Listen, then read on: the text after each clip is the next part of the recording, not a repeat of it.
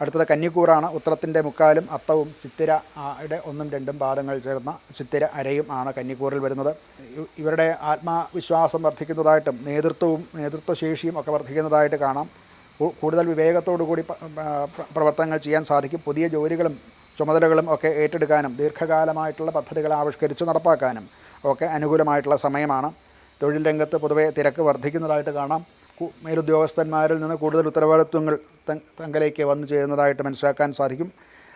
August 5 കഴിഞ്ഞാൽ ബുധൻ 11ാം ഭാവത്തിൽ വരുന്നു. അപ്പോൾ പുതിയ ബന്ധങ്ങൾ, സുഹൃത്ത് ബന്ധങ്ങളോ പ്രൊഫഷണൽ ആയിട്ടുള്ള ബന്ധങ്ങൾ, നെറ്റ്വർക്കിങ്ങിലുള്ള കാര്യങ്ങൾ തുടങ്ങിക്കൂടെയുള്ള വരുമാന സ്രോതസ്സുകൾ പുതുതായിട്ടുണ്ടാകും. അത് വികസിക്കും. അതുപോലെ തന്നെ ജോലി മാറ്റം ആഗ്രഹിക്കുന്നവർക്കും ഇത് അനുകൂലമായിട്ടുള്ള ഒരു കാലമാണ്.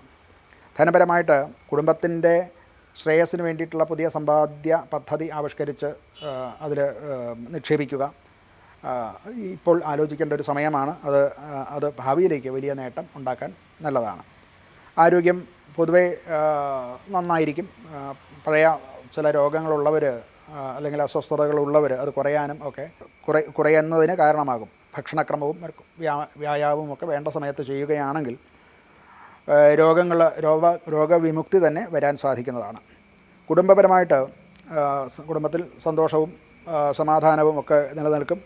അതുപോലെ വിവാഹം, ഗൃഹപ്രവേശാദി നല്ല കാര്യങ്ങൾ, ശുഭകാര്യങ്ങൾ ഗൃഹത്തിൽ നടക്കാനും അതിനെപ്പറ്റിയുള്ള ചർച്ചയുണ്ടാകാനും ഒക്കെ സാധ്യത കാണുന്നു.